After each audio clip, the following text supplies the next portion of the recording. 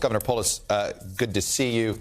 Let me start with, look, you're not here in Washington. That's why I wanted to talk. I want to talk to the governors. I want to talk to folks not here in D.C. because we can all get caught up in the D.C. everything, and we know what that means. But when you watch this from the outside, and you were part of the D.C. crowd for a while, of these problems that look intractable, what's truly intractable? What do you think we're all overrating? First of all, I'm very grateful to be back in the beautiful state of Colorado, and I think many of my fellow governors on both sides of the aisle feel the same. States are flush with money, the economy is going strong, unemployment's low. But as the president indicated, yes, there's a lot of uncertainty. I think it's important to show empathy because costs have gone up a lot. And of course, a lot of that is federal policy. We'll get that into a minute. Certainly, states are doing what we can to address it. Here in Colorado, we're sending out $500 to every taxpayer. We've eliminated the sales tax for many items. We've cut the property tax. We've done over 100 things to save people money. What do I think they need to look at seriously? You actually just mentioned some of them. Of course, they should drop the Trump-era tariffs. Without a doubt, that would save the average American $797. It would instantly knock inflation down by 0.5% or more. Easy call on policy. Get it done.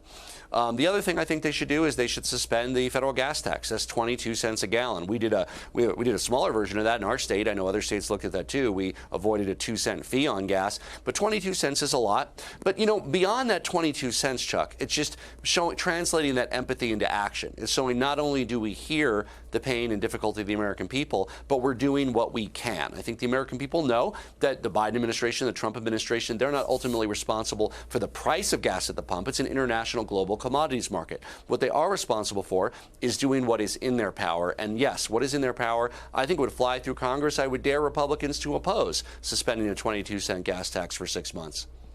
So why do you think it's funny? Both of these suggestions have been out there for weeks, arguably on tariffs for months.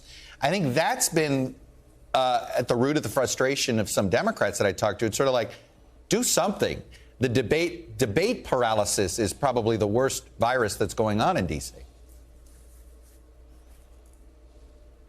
Yeah, and the need for a call for new action, right? Not rehashing the same debates over challenges that we might still face, but were more systemic. We addressed a year ago, 2 years ago. Of course, these are important discussions, you know, whether there's a reconciliation deal, what's in it, but also rise to the occasion and have a policy agenda that addresses the pain point of the people, which is saving people money. And again, states are more nimble. We ran with that months ago, right? Everything, and we're not the only state doing it. Cutting costs, eliminating sales tax from items, cutting property tax, putting money back in people's pockets, suspending the gas fee. We would love to see the federal government do that. And yes, you know, can they think about it another week or two and then do it? Yes. Can they think about it another month or two? I think that gets a little bit dangerous. So it's really getting to be time to call the question on really an agenda that's geared on saving people money. What's your confidence level in the Federal Reserve? You know, there's been some reports at how a lot of corporate CEOs, look, they were Powell fans because they certainly feared what could some people Trump could have appointed. And there was this idea that Powell feels like he comes from the sort of Bernanke wing, and people were pleased with Bernanke. But they missed this. This is a big whiff. And one would argue the Fed Reserve really has one job, right? Keep an eye on inflation, and they whiff this. What's your confidence level these days? Yeah, look, I think a lot of experts whiffed it and didn't see this coming. Perhaps they should have. Global supply chain, pandemic, many issues. But it's not too late for action. And I think the Fed took a big step with raising the short-term rates. And I think it's important, even above and beyond what the Fed does, is that people have confidence in the ability of the Fed to keep inflation low. When you look at the science of economics, so much of it is based on perceptions of what will happen as much or more than on the actual policy. So I hope that we can restore confidence in the ability of the Fed to control inflation and bring it down here in the United States. And that confidence will translate into additional reductions in the inflation rate in addition to the right policies. I want a strong endorsement of Powell these days. Is that fair to say? Well, look, I mean, I'm not here to play Monday night quarterback, Chuck, right?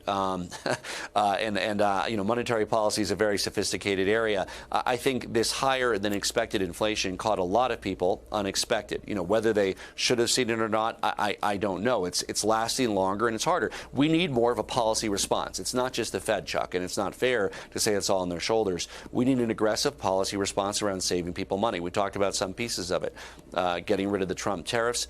We talked about a gas tax holiday. I think there's other taxes that can be cut temporarily.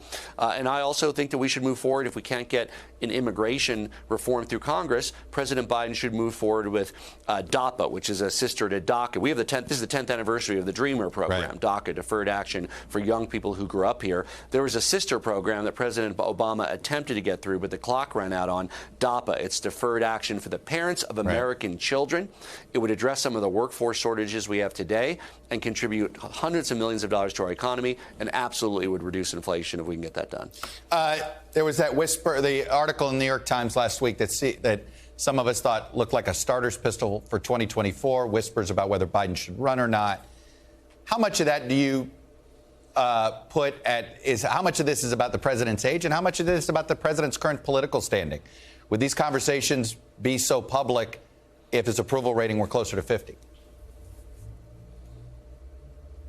Look, I think he has plenty of time to turn this around, and we talked about this, showing a reaction to cut costs, save people money. If we can do it in the next few weeks, the policies will have the desired result. The American people will feel that. That's what this is really about. Look, I mean, you and others in the press have talked to the president. I've talked to the president. He is on top of everything as he ever was.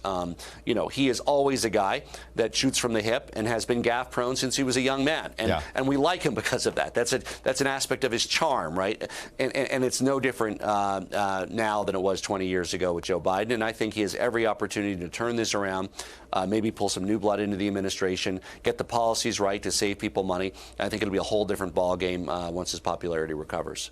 Governor Jared Polis, it was a lot we got to, a lot I wanted to get to. I think Colorado's going to experience a tough summer due to climate change, aren't they? Yeah, and I hope that Congress can get together on a climate package. We're doing a lot here in Colorado. We're going to be at 80% renewable energy by 2030, just 7.5 years. But we need the rest of the country and the rest of the world to really step up and show leadership as well. Yeah, things are changing fast, particularly out west. Governor Jared Polis, always a pleasure. Thank you, sir. Thanks for watching our YouTube channel. Follow today's top stories and breaking news by downloading the NBC News app.